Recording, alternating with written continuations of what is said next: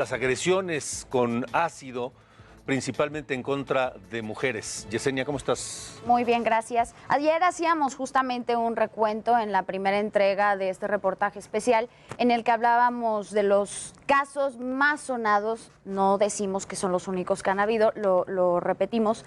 El caso de Margarita Ceseña, el caso de Luz Raquel, el caso de esta pequeñita de 11 años de edad en Tonalá, Jalisco, y también de esta mujer en situación de calle en Guadalajara, Jalisco. También poníamos algunas especificaciones de estos casos, la edad de estas mujeres, los agresores que eran principalmente hombres y cómo de alguna manera uno de ellos, por lo menos el último caso, tenía que ver también con una agresión sexual y también en otros casos ya se había presentado una denuncia de amenazas, hostigamiento por parte, ¿no? Entonces, ¿por qué estoy mencionando esto? Porque sí tenemos que ir considerando cuáles son los rasgos característicos de las agresiones con ataques con ácido o sustancias corrosivas.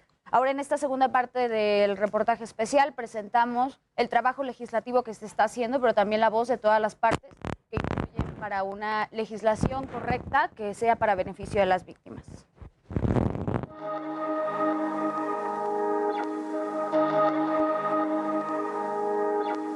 Estas no son lesiones. Este sujeto nunca quiso causarme miedo, lastimarme. Él quiso asesinarme. Cuando a Elisa la atacaron con ácido en el año 2001, la carpeta de investigación que hoy está extraviada se abrió por el delito de lesiones dolosas más no por tentativa de homicidio. Todavía en ese entonces, en el marco legal en México, no figuraba el concepto feminicidio. Eso fue hasta el 2021, cuando en los códigos penales de las 32 entidades federativas del país se tipificó el delito. La mayoría de ataques con ácidos van hacia el rostro, ¿no? Entonces, si lo pensamos desde la lesión, lo primero que se queman son las vías respiratorias y ya hay un grado, de hecho, muchas de las víctimas han pasado por eso, ¿no?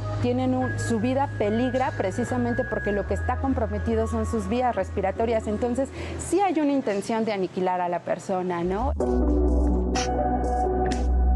En la Cámara de Diputados, en la Comisión de Igualdad de Género, trabajan en diversas iniciativas de ley desde diferentes grupos parlamentarios que buscan reformar artículos del Código Penal Federal. Una de ellas, encabezada por la bancada del PRI, una reforma y adición al artículo 325 en materia de feminicidio, para que los ataques con ácido, alcohol, sustancias corrosivas y objetos punzocortantes se tipifiquen como tentativa de este delito, con penas de 30 a 35 años de prisión. Y además, exista castigo a los servidores públicos que cometan omisión o negligencia.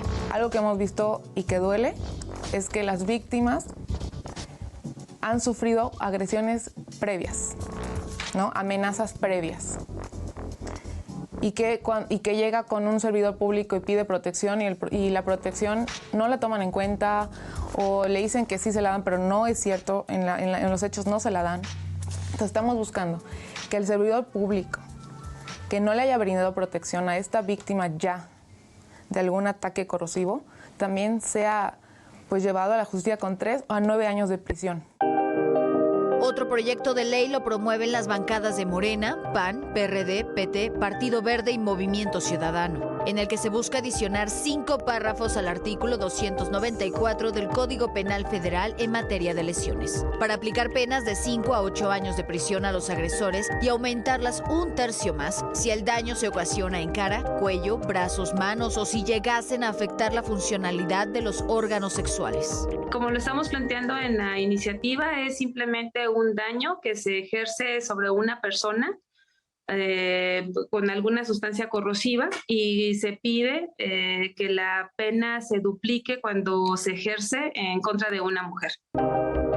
A finales de julio de 2022 y después de los feminicidios de Luz Raquel Padilla y Margarita Ceseña, quemadas vivas en los estados de Jalisco y Morelos respectivamente, la Comisión Nacional para Prevenir y Erradicar la Violencia contra las Mujeres, la CONAVIM, se pronunció sobre el tema y señaló que estas conductas deben valorarse como tentativa de feminicidio. Ese delito no tendría que clasificarse como lesión dolosa o violencia familiar, sino como feminicidio en grave tentativa.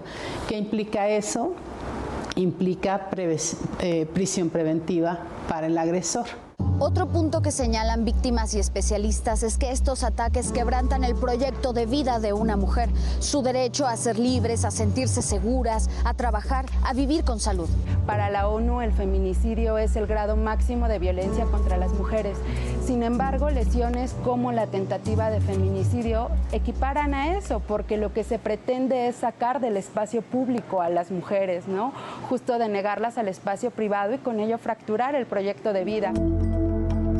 Elisa tiene 38 años. La mitad de su vida ha perseguido la justicia. Hoy su agresor, después de que huyó por casi 2 décadas, fue detenido y está en la cárcel, cumpliendo una sentencia de 7 años por violencia familiar. Desafortunadamente, en aquel tiempo todavía no estaba tipificado el delito. Y ahorita pues estoy en lucha colectiva con otras mujeres, con organizaciones civiles para que se recupere ese proceso y para que se pueda juzgar a este sujeto no por lesiones o no por violencia familiar, sino por una tentativa de homicidio.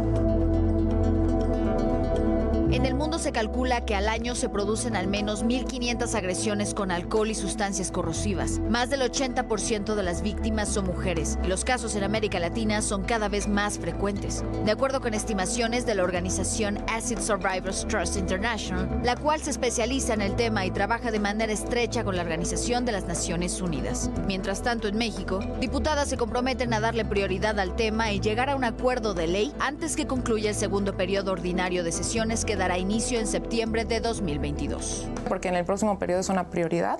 O sea, que salga en el próximo Que salga, exacto, y se tipifique los ataques con agentes corrosivos, de todo tipo, no solo ácido. Sí, es muy importante que en el Congreso tomen en cuenta a las mujeres que hemos sobrevivido a esta violencia tan letal. Yesenia Santiago, Heraldo Media Group.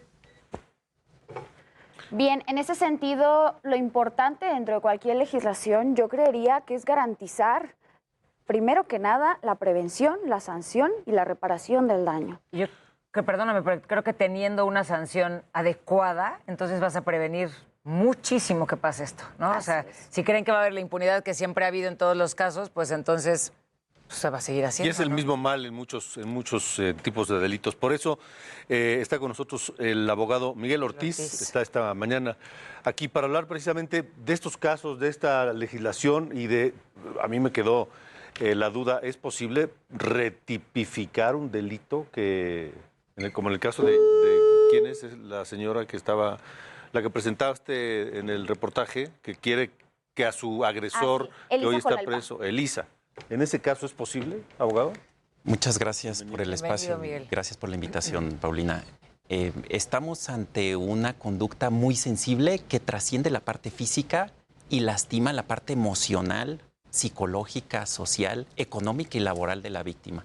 Hay una sola oportunidad de juzgar con eficiencia este tipo de conductas. Es un gran esfuerzo el que haya este tipo de iniciativas, pero necesitamos que todo el aparato del Estado esté alineado y eficiente, en donde hay una policía que sepa investigar, un fiscal que sepa acusar, jueces imparciales y eficientes, y que estas historias como la que se presentaba ayer, en donde el expediente se pierde, en donde la víctima lleva 7 años en proceso, eso no es posible. Y eso se tiene que corregir. Qué bueno que hay este tipo de iniciativas, pero todo el aparato del Estado tiene que estar alineado para poder reparar. ¿Están mal hechas las leyes en torno de este tipo de ataques? ¿O está mal tipificado? Creo que esta conducta es tan grave y tan delicada que actualmente no está tipificada y actualmente no tiene las agravantes que debería de tener. Porque naturalmente, para ejecutar una de estas conductas, hay alevosía, hay ventaja, hay premeditación, hay traición, porque normalmente los agresores están relacionados en algún grado con las víctimas. Por eso es fundamental hacer la actualización de las leyes. ¿Sabes? Me parece de repente un poco, pues da un poco de miedo cuando nos hablas de todas las cosas que tendrían que funcionar para que esto pasara, ¿no? O sea, jueces, la fiscalía, el ministerio, la policía, el gobierno. Entonces, ¿crees que sea posible que se logren hacer estas cosas bien? ¿Crees que podamos tener verdaderamente justicia para estos casos y para que se dejen de hacer? Sí, por supuesto, Paulina. Creo que el primer momento es visibilizar este problema. El segundo es identificar todas estas fallas de origen en una ausencia de leyes robustas, de leyes claras, y después lo que sigue en la vida real, en la vida de estas víctimas, en donde a partir de que sufren esta conducta, pueden estar hasta 6 meses postradas en una cama, con 60 intervenciones reconstructivas. Es ahí en donde el Estado tiene que entrar inmediatamente, acompañarlos y que haya una verdadera reparación del daño en el costo de los tratamientos médicos, en el acompañamiento emocional. Y en el daño para el resto de la vida de por supuesto. Sobreviven también, porque desde el momento de que existe un ataque con ácido, debido a las condiciones de este agente corrosivo, también puede fallecer la víctima, que es lo que ha ocurrido desde el momento en que penetra a los órganos. Yo quisiera hacerte una pregunta. ¿Es el debate entre lesiones o tentativa de feminicidio, o hay otro vacío que no estamos viendo y que realmente es donde tenemos que llegar? Sí, Yesenia, creo que ahora se aborda este tema incluso desde la propia Comisión de Género de la Cámara de Diputados. Es importante que este tema se lleve también a la Comisión de Justicia, a la Comisión de Derechos Humanos, a la Comisión de Puntos Constitucionales y poder tener verdaderamente un régimen sólido que sí pueda reparar y acompañar a las víctimas. Hoy es una realidad que no hay un acompañamiento del Estado para las víctimas que padecen. Pero ya tienen conciencia todas estas instancias y todas estas personas, tienen conciencia de los vacíos, de los huecos, de los errores, para comenzar a corregirlos, o apenas hay que empezar a exponerlos? Desafortunadamente, después de ver los casos que se presentaban en el reportaje del día de ayer y de hoy, Alejandro, no lo hay. Hay un vacío y las víctimas están solas. Las víctimas están a su suerte y no hay un acompañamiento y evidentemente tienen su proyecto de vida destruido. Por eso el reto del Estado es poderle brindar los elementos para poder reconstruir ese proyecto de vida. ¿Qué hay que hacer? Porque nosotros lo exponemos aquí, sí, pero ahora ¿qué hacemos? Pero ¿qué más? ¿Qué más hay que hacer? ¿Cómo presionamos? O sea, perdona más, pero decir, por ejemplo, el caso súper famoso de María Elena Ríos, ¿no? La saxofonista, que se ha parado afuera del Senado, ha ido a Palacio Nacional. A Palacio Nacional. Sí. Sigue sin ser vista. Sí. O sea, no es vista. Entonces, ahora, ¿cómo ayudamos a que a que nos vean, a que hagan algo las autoridades? La sociedad civil está organizada, Paulina. Hay sociedades y asociaciones civiles que están encargadas de difundir este tema, que acompañan a la víctima y que de alguna forma se están subrogando en las actividades y en las obligaciones que le tocaría al Estado. Quien tiene que acompañar a la víctima es el Estado. Quien tiene que prevenir este tipo de delitos es el Estado.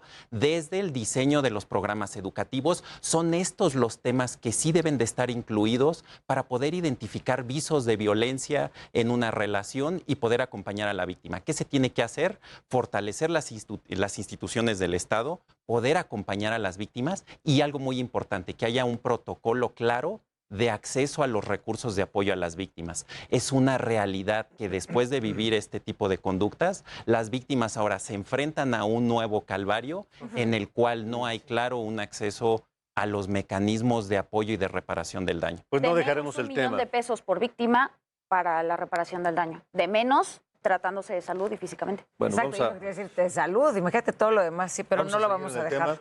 Vamos a seguir en el tema. Gracias, abogado Miguel Ortiz, por haber estado aquí. Gracias, Yesenia, por este trabajo. Y vamos, insisto, hay que seguir en él para ver que los que tienen un pendiente por hacer, llámese autoridades, llámese legisladores, llámese quien se llame, lo hagan. Y si no, lo volvemos a exponer. Ya existió este compromiso, lo escuchamos en la nota, de que en el siguiente periodo ordinario de sesiones va a salir. Bueno, vamos a ver. Lo estaremos persiguiendo, ¿no?